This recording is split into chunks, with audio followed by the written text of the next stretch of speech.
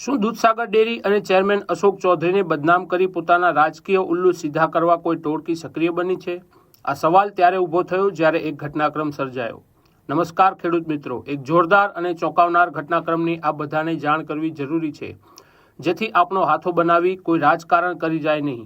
થોડા દિવસો બાદ દૂધસાગર ડેરીની ચૂંટણી આવી રહી છે, ત્યારે અચાનક કેટલાક લોકો જાણે દૂધ ઉત્પાદકોના હામી હોય તેમ પશુપાલકોની વેદનાના નામે રાજકારણ રમતા હોય તેવું લાગી રહ્યું છે.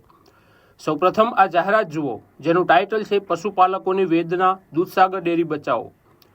પહેલી નજરે જોનારને એવું લાગશે કે દૂધસાગર ડેરી સાથે સંકળાયેલા પશુપાલકો પોતાની વાત વહીવટકર્તા અને ચેરમેન સુધી પહોંચાડવા એકઠા થતા હશે. ત્યારે ખેડૂત પોથીએ પણ આ પશુપાલકોની વાતને વાચા આપવાનું નક્કી કર્યું, પણ પછી આ કાર્યક્રમ કોઈના પ્રેરિત હોવાની ચર્ચાએ જોર પકડ્યું. ત્યારે સચ્ચાઈ જાણવી જરૂરી હતી, તેથી આ સભાની મંજૂરી માંગનાર કોણ છે તે જોઈ લો. મહેસાણા અને પાટણના દૂધ ઉત્પાદકો માટે છેક બનાસકાંઠાથી એક ભાઈ, જેમનું નામ છે બનાસકાંઠા જિલ્લાના કાંકરેજ તાલુકાના લક્ષ્મીપુરા ગામનો દાદુસિંહ હતો, જેને દૂધસાગર ડેરી સાથે કોઈ લેવા દેવા જ નથી.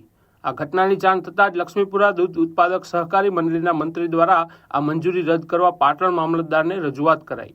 ખેડૂત મિત્રો, ખેડૂતો અને પશુપાલકોના નામે કોઈ રાજકારણ ન કરી જાય તે જોવાની ફરજ આપણા બધાની છે, કારણ કે કોણ યોગ્ય છે અને કોણ અયોગ્ય તેના પર નિર્ભર કરે છે કે સંસ્થાનો વહીવટ કેવો થશે.